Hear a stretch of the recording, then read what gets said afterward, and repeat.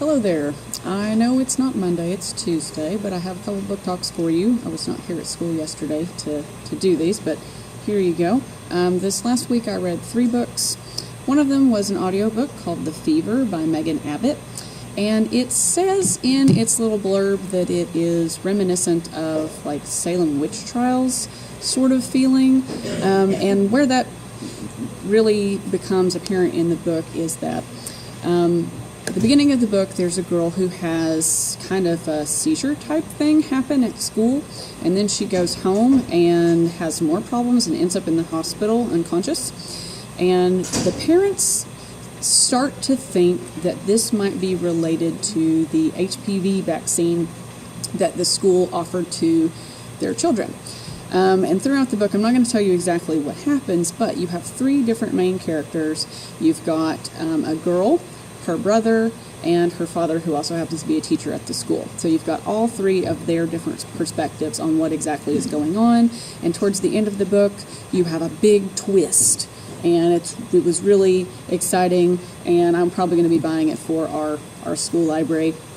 So The Fever by Megan Abbott was really good. I also read 3 Dark Crowns on my Kindle. It's by Kendare Blake. And this one it was a little bit hard for me to get into at first just because there's so many different things going on. You have, again, 3 main characters, and the premise of the story is that every generation there are a set of triplets that are born, to the queen. The queen will have a set of triplets, and usually one will be a poisoner, one will be a naturalist, which means they can control things in nature, animals and stuff, and then one will be an elemental, so they can control fire and water and wind and stuff like that. Well, when the queens come of age, only one is going to advance and be the actual queen. The other 2 will die, The queen that rises, that ascends, is supposed to kill her sisters and become queen. So anyway, you go back and forth between the 3 different characters in the book and their perspective of how they're trying to get to where they are. And it's a little bit confusing, but it was definitely worth it. And towards the end, you get a bunch of little twisty things going on so that things are not quite the way you expected them to be or the way you thought they were. But it was also good, and I'll be buying it for our library. And the last one that I read, we have in the library already, but I left it on my kitchen table, so I can't show the inside of it. But it's called The Stuff of Life, and it is a graphic novel about DNA. Now, it sounds kind of maybe weird for those of you that are used to graphic novels being just comic books, fictional stories, manga, stuff like that.